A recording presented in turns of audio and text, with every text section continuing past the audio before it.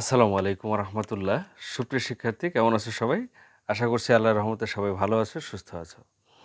আজকে আমি তোমাদের রসায়ন বিজ্ঞান বইয়ের পঞ্চম অধ্যায় থেকে আরও একটি টপিকস নিয়ে আলোচনা করব, সেটি হলো ক্যাটায়ন এবং অ্যানায়ন। ঠিক আছে, ক্যাটায়ন এবং অ্যানায়ন কি এটি জানার আগে কিন্তু আমাদের একটি বিষয় জানতে হবে। সেটি হলো যে একটি পরমাণুর নিউক্লিয়াসে যতগুলো ধনাত্মক চার্জ বিশিষ্ট প্রোটন থাকে, ঠিক নিউক্লিয়াসের বাইরে ওই যে শেলগুলো আছে না, বিভিন্ন শেলে কিন্তু ঠিক ততগুলো ইলেকট্রন থাকে। তার মানে হচ্ছে যে একটা পরমাণুতে যতগুলো ইলেকট্রন থাকে ঠিক ততগুলো প্রোটন থাকে, অর্থাৎ ইলেকট্রন সংখ্যা এবং পারমাণবিক সংখ্যা একই। যখন এই দুটো সংখ্যা সমান থাকে তখনই আমরা বলতে পারবো যে ওই পরমাণুটা নিরপেক্ষ। ঠিক আছে, কারণ সমান সংখ্যক পজিটিভ চার্জও সমান, ইলেকট্রনও সমান, দুইজনের প্রভাবে কিন্তু সমান সমান। এই জন্যেই সে নিউট্রাল অবস্থায় থাকে, কোনো রকম ফ্রিকশন হয় না, গ্যাঞ্জাম হয় না, দুইজনই কি সমান সমান, এই জন্যে সে নিরপেক্ষ থাকে, তাই না? যেমন কোনো এলাকায় যদি দুইটি দল থাকে, দুইটি দলের প্রভাবেই যদি সমান সমান থাকে, তাহলে কিন্তু ওই এলাকাটা খুবই শান্ত থাকে, তাই না? কোনো গ্যাঞ্জাম হয় না, কোনো মারামারি হয় না, খুবই শান্ত। কিন্তু দুইটি দলের কোনো এক দল যদি দুর্বল হয়ে পড়ে কোনো কারণে, তাদের এনার্জি, তাদের লোকবল যদি কমে যায়, হ্যাঁ, লস হয়, তাহলে কিন্তু একটা গ্যাঞ্জাম হওয়ার সম্ভাবনা থাকে। তখন কিন্তু ওই দুর্বলের উপর সবলের একটা প্রভাব দেখা যায়, তাই না? ঠিক তেমনইভাবে এই পরমাণুগুলোও ততক্ষণ পর্যন্ত নিরপেক্ষ থাকে যখন প্রোটন সংখ্যা এবং ইলেকট্রন সংখ্যা কিন্তু সমান থাকে। আর এই সমান সমান যখনই থাকবে না, যখনই সংখ্যার তারতম্য হয়ে যাবে, ইলেকট্রন বেশি পজিটিভ অথবা প্রোটন কম, অথবা প্রোটন বেশি ইলেকট্রন কম, তখনই কিন্তু তারা একটা অবস্থায় চলে যাবে, একটা প্রভাব নিয়ে তারা রিপ্রেজেন্ট করবে নিজেকে, তাই না? তো আমরা জানলাম যে একটা পরমাণুর নিরপেক্ষতার পেছনে কারণটা কি। ইলেকট্রন সংখ্যা এবং প্রোটন সংখ্যা যদি সমান হয়, তাহলে কেবলমাত্র তখন আমরা বলতে পারি সেই পরমাণুটি কি চার্জ নিরপেক্ষ, অর্থাৎ সেই সামগ্রিকভাবে সেই পরমাণুটি নিরপেক্ষ। এখন আসো যে ওই পরমাণুটি কিভাবে আয়নিত হয়, কখন চার্জিত হয়। হ্যাঁ, দেখো আমরা ধরো আমরা একটা কমন মৌলের কথা চিন্তা করি, যে সোডিয়াম। ঠিক আছে, সোডিয়ামের আমরা জানি হচ্ছে ইলেকট্রন সংখ্যা হচ্ছে 11, প্রোটন সংখ্যাও 11। ঠিক আছে, সমান সমান। এখন সোডিয়ামের সর্বশেষ শক্তি স্তরে কিন্তু একটি ইলেকট্রন আছে, দেখো 1s2, 2s2, 2p6, 3s1, তাই না?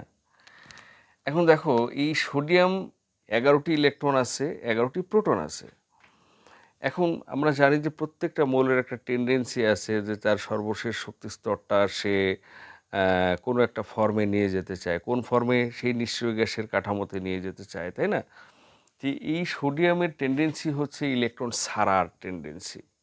ঠিক আছে, তো কেন এই ইলেকট্রনটা সোডিয়াম ছেড়ে দেয় এটা একটু পরে আসছি। দেখো, তো সোডিয়াম কি করে, তার সর্বশেষ শক্তি স্তর থেকে সোডিয়াম তার সর্বশেষ শক্তি স্তর থেকে একটি ইলেকট্রন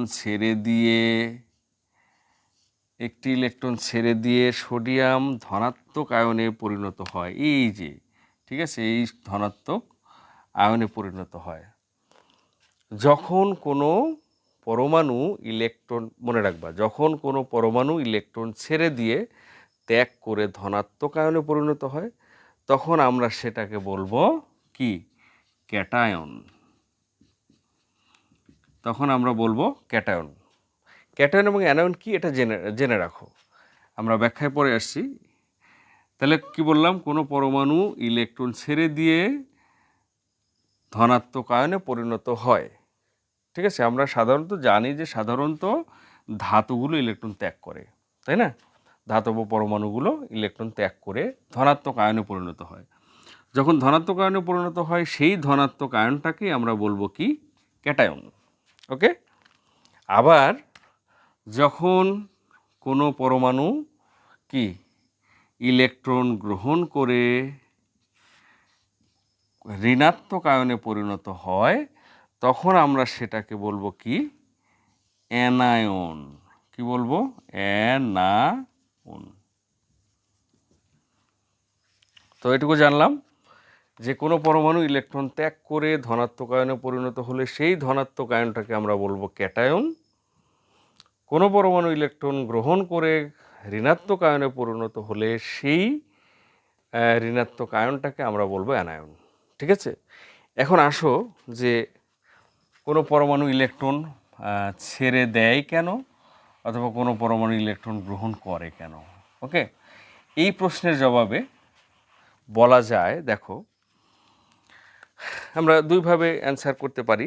প্রথমত অ্যান্সারটা প্রথম এভাবে বলা যায় যে পর্যায় সারণীতে যে মৌলগুলো বাম দিকে আছে, ঠিক আছে, সেগুলো সাধারণত ধাতু এবং সেগুলো সাধারণত ইলেকট্রন ছেড়ে দেয়।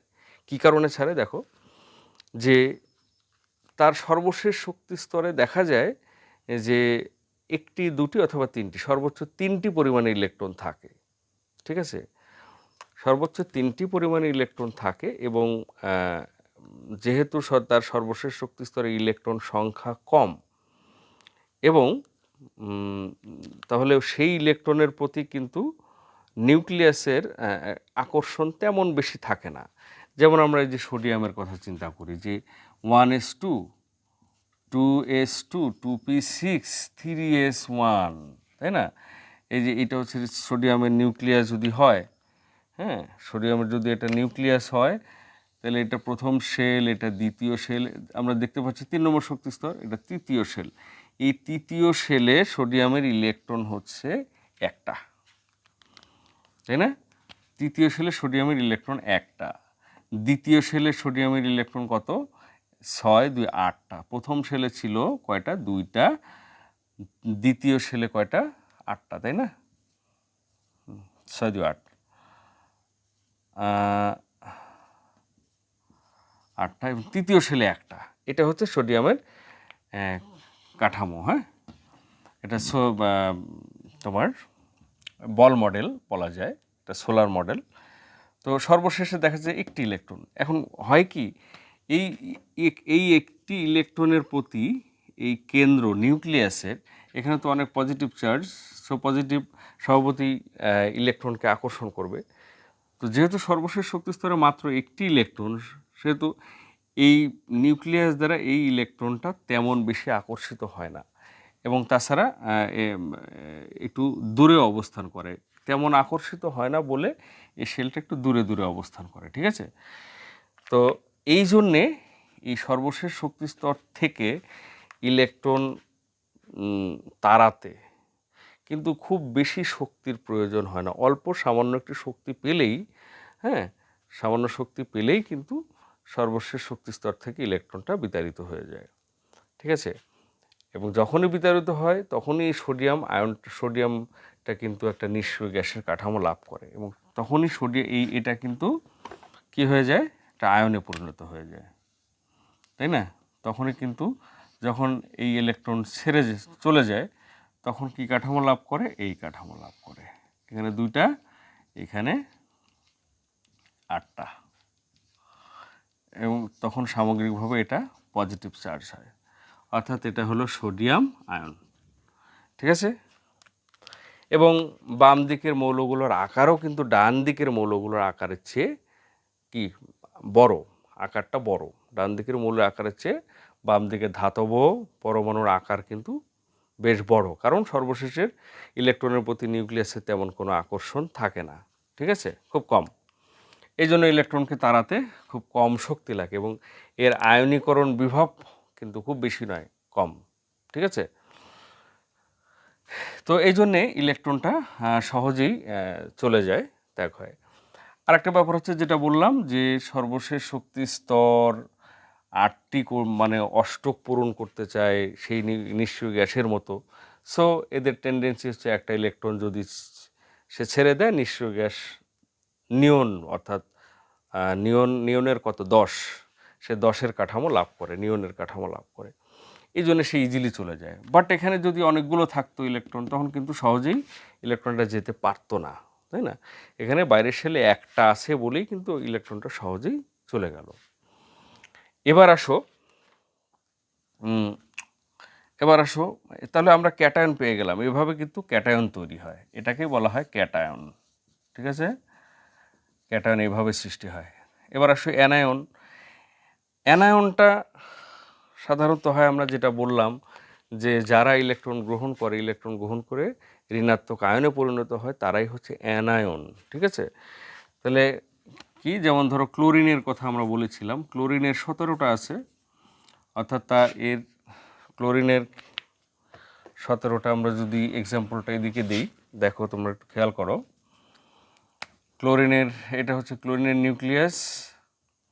ক্লোরিনের ইলেকট্রন বিন্যাসটাকে লিখি 17, 1s2, 2s2, 2p6, 3s2, 3p5। দেখো এর সর্বশেষ শক্তি স্তরে কয়টা ইলেকট্রন আছে? 7টি। তাহলে ক্লোরিন যদি সর্বশেষ শক্তি স্তরে 8টি ইলেকট্রন ফিল আপ করতে চায় তাহলে কিন্তু সহজে একটা ইলেকট্রন গ্রহণ করলে সে আর্গনের কাঠামো লাভ করছে। এটি একটি কারণ ইলেকট্রন গ্রহণ করার, ঠিক আছে? এছাড়া দেখো, তাহলে আমরা এটাকে একটু এঁকে নেই। এটা হলো নিউক্লিয়াস, এটা হলো first cell, third cell, first, second এবং এটা হলো থার্ড। তাহলে দেখো এখানে ফার্স্ট সেলে কয়টা আছে? 2টা। এটা হলো 2টা। দ্বিতীয় সেলে কয়টা আছে? দ্বিতীয় সেলে 8টা। দ্বিতীয় সেলে 8টা এবং থার্ড সেলে আছে 7টি, তাই না? 7, 2, 4, 6, এই 7। এবার থার্ড সেলে 7টি আছে। এখন চিন্তা করো, দুইভাবে চিন্তা করা যায় কেন এই ইলেকট্রন গ্রহণ করে। এক হচ্ছে তার থার্ড সেলে যেহেতু 7টি, 8টি হওয়ার জন্য সে সহজেই একটা ইলেকট্রন গ্রহণ করে 8টি করতে চায়, এটা টেন্ডেন্সি তার। হ্যাঁ, দ্বিতীয়ত সর্বশেষে 7টি ইলেকট্রন অনেক বেশি ইলেকট্রন, তাই না? এই অনেক বেশি ইলেকট্রন থাকায় এই নিউক্লিয়াসের প্রতি, এই নিউক্লিয়াসটা এই বাইরের শেলকে অনেক বেশি আকর্ষণ করে, ঠিক আছে? একদম আকর্ষণে নিজের দিকে করে নিতে চায়, সব সময় নিজের আন্ডারে, মানে নিজের দিকে আকর্ষিত করে, তাই না? ফলে এই ইলেকট্রনগুলো কিন্তু বাইরে যাওয়ার টেন্ডেন্সি হারায় ফেলে, ঠিক আছে? যেহেতু নিউক্লিয়াস কর্তৃক আকর্ষিত হয়, কারণ বাইরে ইলেকট্রন বেশি, নেগেটিভ চার্জ বেশি, আর ভেতরে তো পজিটিভ চার্জের একটা আধার রয়েছে, তাই না? এখানে ভিতরে ধনাত্মক আধার, তাহলে এটা এই কেন্দ্র দ্বারা আকর্ষিত থাকে। ফলে এখান থেকে কোনো ইলেকট্রন বিমুক্ত হওয়া বা চলে যাওয়ার ব্যাপারটা খুবই কষ্টসাধ্য হয়। এখানে অনেক বেশি শক্তি প্রয়োগ করতে হয়, যার কারণে কিন্তু এটার আয়নীকরণ বিভব অনেক বেশি, অনেক ব্যয়বহুল, অনেক কষ্টসাধ্য ব্যাপার। এই জন্যেই খুব সহজেই কি করে ইলেকট্রন, এটি ইলেকট্রন গ্রহণ করতে পারে, ঠিক আছে? একটি ইলেকট্রন গ্রহণ করে কি করে, তখন দেখো এটির যখন ইলেকট্রন গ্রহণ করছে তখন কিন্তু এটার সার্বিক ইলেকট্রন সংখ্যা বেড়ে যাচ্ছে। হ্যাঁ, দেখো ইলেকট্রন সংখ্যা, তখন আমরা এই চার্জটা, এই যে সোডিয়ামের এই চার্জটাকে পজিটিভ চার্জ কেন দিলাম? ওই যে আমরা বলেছিলাম যে তাদের সমান সংখ্যা, তো তাদের সংখ্যার যখন তারতম্য হবে তখনই কিন্তু যার বেশি থাকবে তার প্রভাবটাই পরিলক্ষিত হবে।